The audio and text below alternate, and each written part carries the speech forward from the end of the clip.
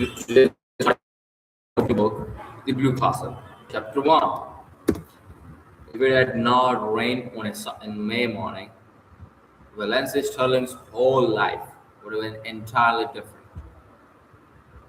She would have gone with the rest of her clan to Aunt Wellington's engagement picnic, and Dr. Trent would have gone to Montreal. But it did rain, and you shall hear what happened to her because of it. Valency wakened early, in the lifeless, hopeless hour just preceding dawn. She had not slept very well. One does not sleep well sometimes when one is 29 on the morrow and unmarried in a community and connection where the unmarried are simply those who failed to get a man. Dearwood and Sterling's had long since relegated Valency to hopeless old maid.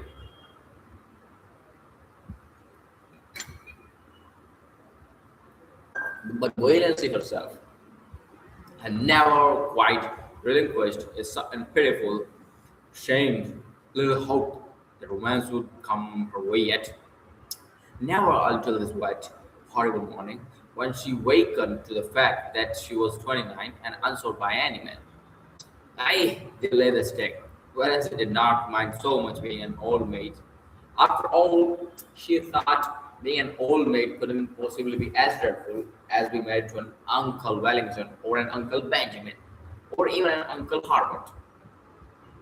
What hurt her was that she had never had a chance to be anything but an old maid. No man had ever desired her. The tears came into her eyes as she lay there alone in the faintly growing darkness. She dared not let herself cry as hard as she wanted to, for two reasons. She was afraid that crying might bring on another attack of that pain around the heart. She had had a spell of it after she had got into bed, rather worse than she had had yet. And she was afraid of her mother. She was afraid that her mother would notice her red eyes at breakfast and kept at her with minute, persistent, muscular like questions regarding the cause thereof.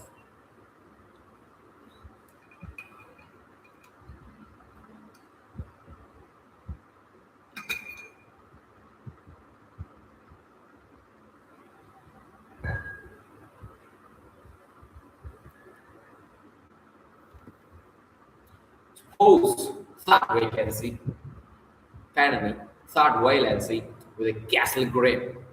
I answered with the plain truth. I am crying because I cannot get married. How horrified mother would be, though she is ashamed every day of her life and her old maid daughter. But of course, appearance should be kept up. It is not, Valency could hear her mother's prim, dictatorial voice asserting. It is not maidenly to think about men. The thought of her mother's expression made Valency laugh, for she had a sense of humor nobody in her clan suspected. For that matter, there were a good many things about vacancy. Pardon me, Valency. There were a good many things about Valency that nobody suspected. But her laughter was very superficial, and presently she lay there, a huddled, futile little figure, listening to the rain pouring down outside and watching, with a sick distaste, the chill, merciless light creeping in her ugly sort of room. She knew the ugliness of that room by heart, knew it and hated it. The yellow painted floor, with one hideous hooked rug by the bed, and with a grotesque hooked dog on it, always grinning at her when she woke. The faded, darker paper, the ceiling discolored by old leaks and crossed by cracks, the narrow, pinched little washstand, the brown paper lambrequin with purple roses on it, the spotted old-looking glass with the crack across it, propped up on the inadequate dressing table, the jar of ancient potpourri made by her mother in her mythical honeymoon, The shell-covered box with one burst corner, which cousin Stickles had made in her equally mythical girlhood. The the beaded pincushion with half its bead fringe gone, the one stiff yellow chair, the faded old model, gone but not forgotten, worked in colorians about great grandmother Sterling's grim old face. The old photographs of ancient relatives long buried from the rooms below. There were only two pictures that were not of the relatives. One, an old chrome of a puppy sitting on a rainy doorstep.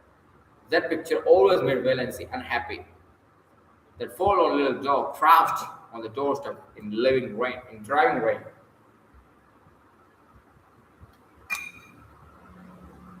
Why didn't someone open the door and let him in? The other picture was a faded, past powdered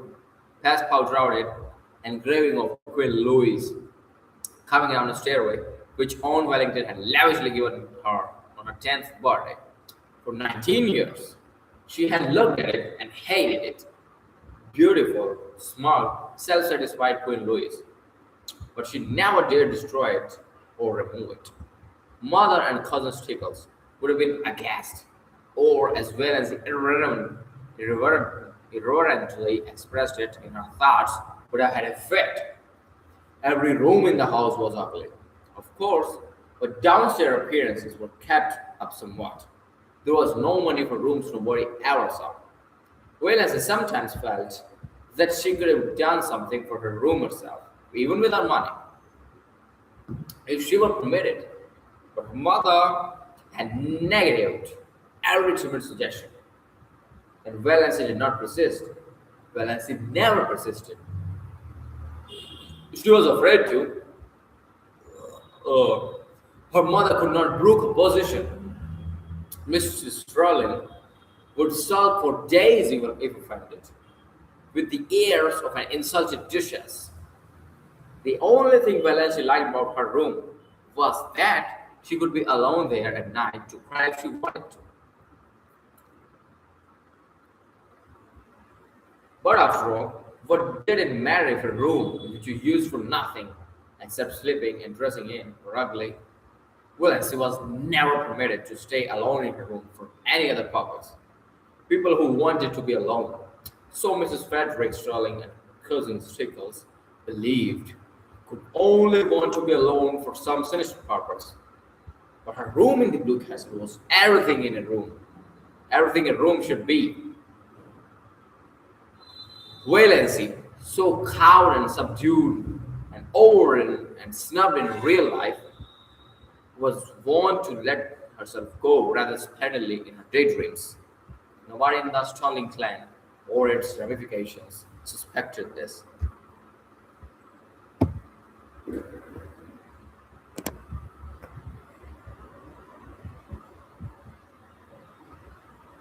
Least of all her mother and cousin Stickles.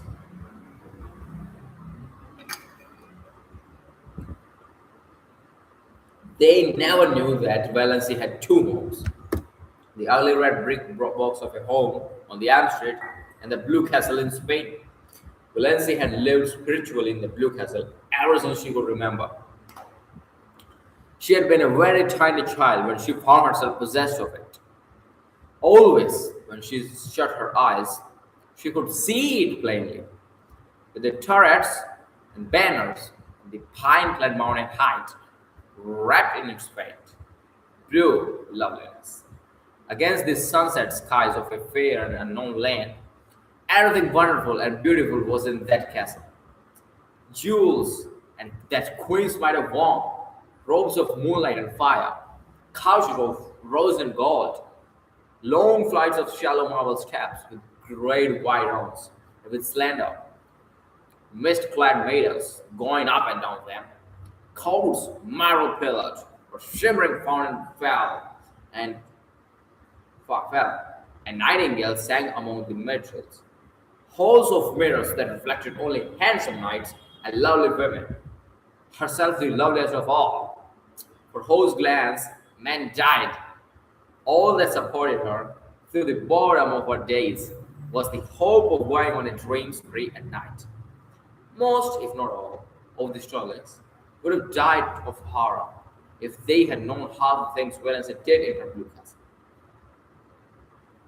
For one thing, she had quite a few lovers in it, only at a time, one at a time, only who wooed her with all the romantic aura of the age of chivalry and won her after long devotion many days of Derek Dew, and was wedded to her with pomp and circumstance in the great banner hung chapel in the Blue Castle. Blue Castle. At 12, this lover was a fair lad with golden curls and heavenly blue eyes. At 15, he was tall and dark and pale, but still necessarily handsome. At 20, he was ascetic, dreamy, spiritual. At 25, he had a clean cut jaw, slightly grim, and a face strong and rather than handsome. Well, as he never grew older than 25 in her blue castle. But recently, very recently, her hero had reddish, tawny hair and twisted smile and a mysterious past. I don't say Valencia deliberately murdered these lovers, as she outgrew them. One simply faded away as another came. Things are very convenient in this respect in blue castles. But on this morning of a day of fate, Valencia could not find the key of her blue castle. Reality pressed on her too hardly, barking at her heels like a maddening little dog. She was 29, lonely, undesired, ill favored, the only homely girl in a handsome town, with no past and no future. As far as she could look back, life was drab, colorless, with not one single crimson or purple spot anywhere. As far as she could look forward it, she seemed certain to be just the same until she was nothing but a solitary little withered leaf clinging to a wintry bough. The moment when a woman realizes that she had nothing to live for, neither love, nor duty, purpose, nor hope, holds for her the bitterness of death. And I just have to go on living. Because I can't stop. I may have to live 80 years without release. In a kind of panic, we are all horribly long lived. It sickens me to think of it. She was glad it was raining, or rather, she was drearily satisfied that it was raining. There would be no picnic that day, this actual picnic, whereby Aunt and Uncle Wellington, one always thought of them in that succession, inevitably celebrated their engagement at a picnic 30 years before, had been of late years a veritable nightmare of Valencia by an impish coincidence. It was the same day as her birthday. After she had passed 25, nobody let her forget it. Much as she hated going to the picnic, it would never have occurred to her to rebel against it. There seemed to be nothing of the revolutionary in her nature, and she knew exactly what everyone would say to her at the picnic.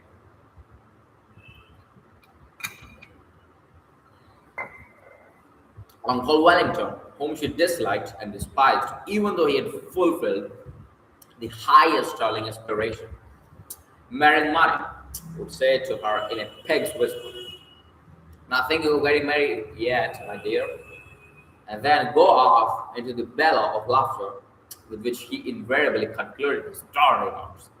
Aunt Wellington, of whom Wellington stood in object awe, would tell her about Olive's new chiffon dress and Castle's last story later. Wellington would look as pleased and interested as if the dress and letter had been hers, or else Aunt Wellington would be offended. Had Valencia had long ago decided that she would rather offend God than Aunt Wellington. Because God might forgive her, but Aunt Wellington never would. Aunt Alberta, enormously fat, with an unbearable habit of always referring to her husband as he, as if he were the only male creature in the world, who could never forget that she had been a great beauty in her youth, would condole with Valency on her swallow skin. I don't know why all the girls today are so sunburnt. When I was a girl, my skin was roses and green. I was counted the prettiest girl in Canada, my dear. Perhaps Uncle Herbert wouldn't say anything, or perhaps he would remark jocularly how fat you're getting, Das. And then everybody would laugh over the excessively humorous idea of poor, scrawny little dogs getting fat. Handsome, solemn Uncle James, whom Valency disliked but respected because he was reputed to be very clever and was therefore the clan oracle, brains being none too plentiful in the Sterling faction, would probably remark with the old sarcasm that had won him his reputation. I suppose you are busy with your hope test these days, and Uncle Benjamin would ask some of his abdominal conundrums between wheezy chuckles and answer them himself. What is the difference between a dog and a mouse?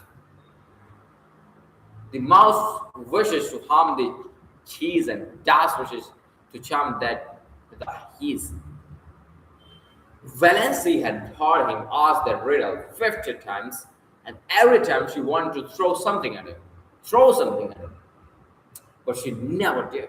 In the first place, the Starling simply did not throw things. In the second place, Uncle Benjamin was a wealthy, childless old widower. Valency had been brought up in the fear and abomination of his money. If she offended him, he would cut her out of his will. Supposing she were in it, Valency did not want to be cut out of Uncle Benjamin's will.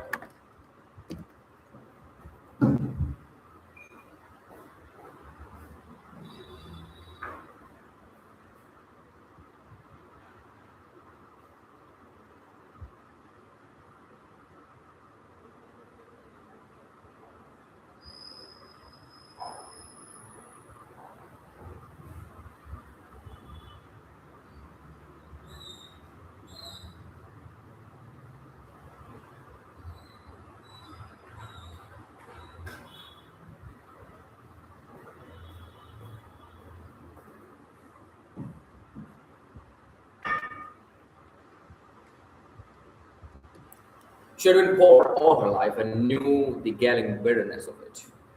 So she endured his rails and even smiled torture little smiles of them. Aunt Isabel, downright and disagreeable as an East wind, would criticize her in some way. Valency could not predict just how, for Aunt Isabel never repeated a criticism. She found something new with which to jab you every time. Aunt Isabel prided herself on saying what she thought, but didn't like it so well when other people said what they thought to her. Valency never said what she thought. Cousin Georgiana, named after her great great grandmother, would have been named after George the Fourth, would recount dolorously the names of, of all relatives and friends who died since the last picnic and wonder. Which of us will be getting to go first?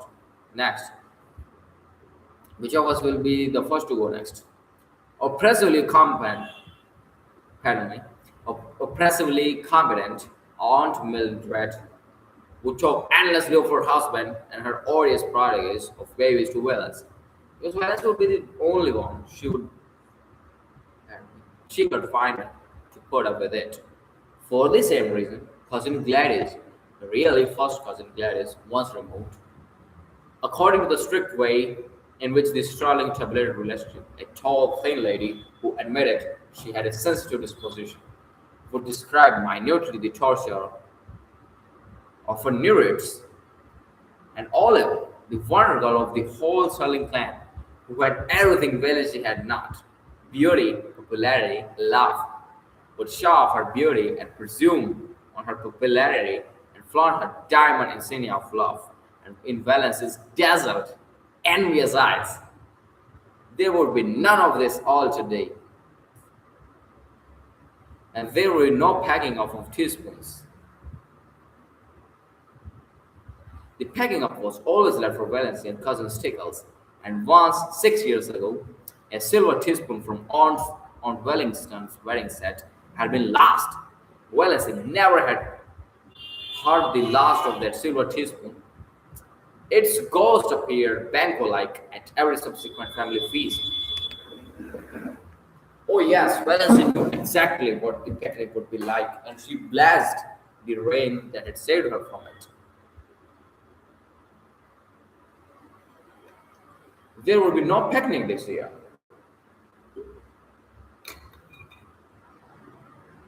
If Aunt Wellington could not celebrate on this sacred day itself, she would have no celebration at all. She would have no celebration at all.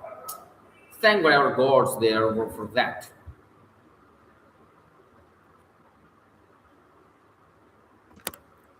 There would be no picnic.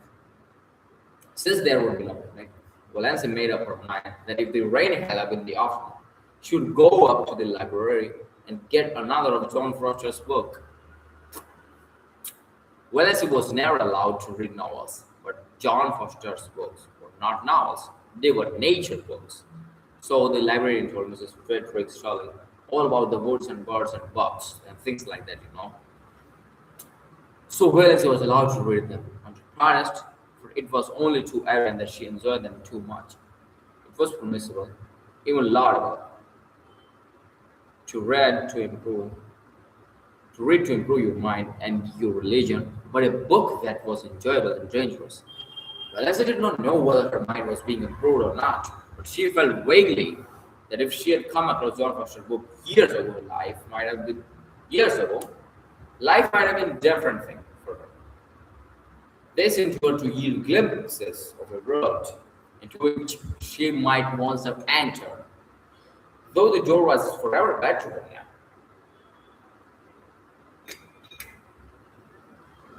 It was only within the last year that John Foster's book had been in the Deerwood Library. Though the librarian told Valency that he had been a well-known writer for several years. Where does he live? Valency had asked. Nobody knows. From his books, he must be a Canadian, but no more information had. Can be had. His publishers won't say a word.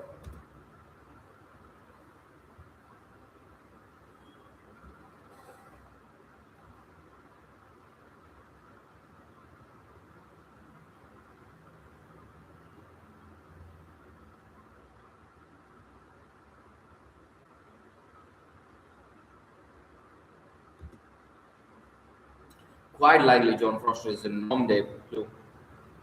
His books are so popular we can't keep them in at all. Though I really can't see what people find in them to rave over. I think they're wonderful, said Valency timidly. Oh, well, Miss Clarkson smiled in a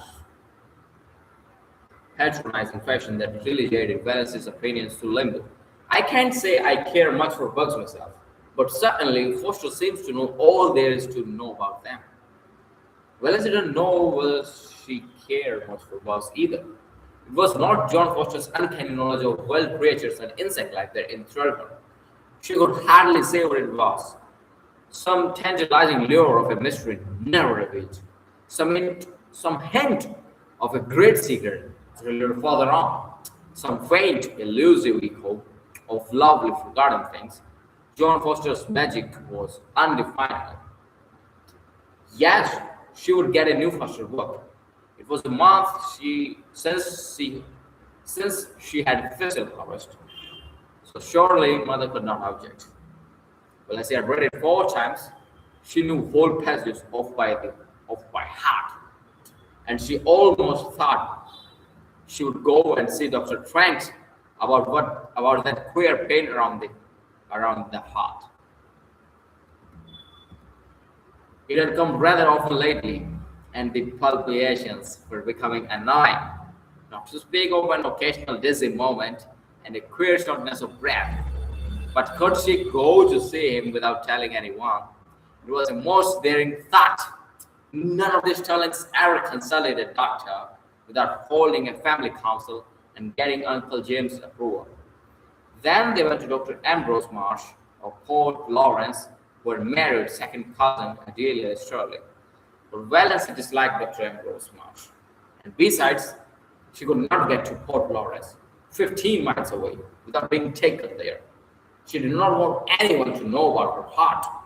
There would be such a fuss made, and every member of the family would come down, and target over and advise her, encourage her, and warn her, and tell her rebel tales of great aunts and cousins 40 times removed would be just like that, and drop dead without a moment's warning, my dear.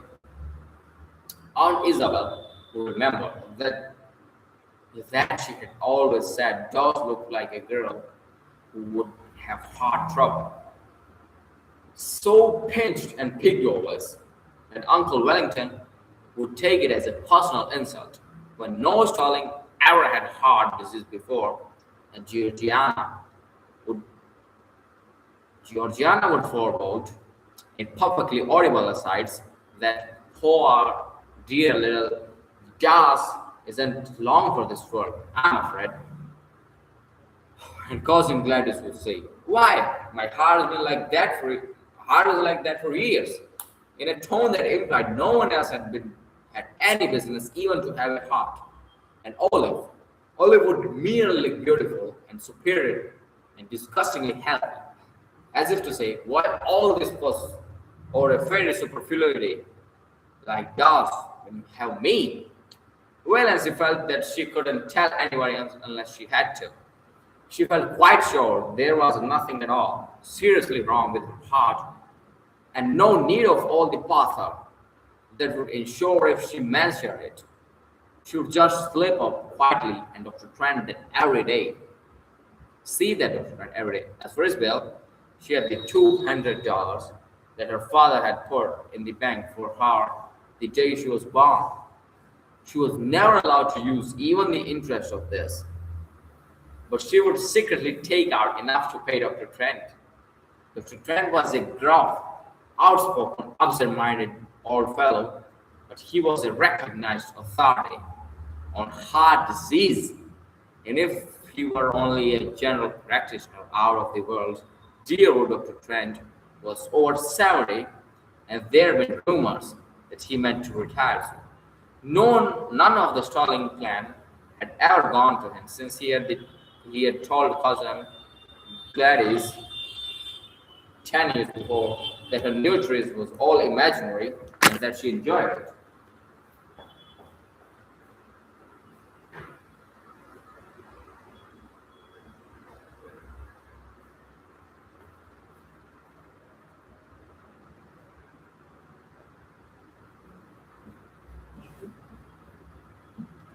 You couldn't patronize a doctor who insulted your first cousin was removed like that.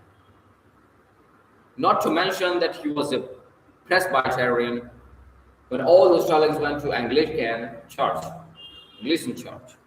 But Wales, between the devil of disloyalty to Clan and deep sea of force and clear advice, thought she would take a chance with the devil. Okay, let's end the stream very soon because I'm in a hurry today.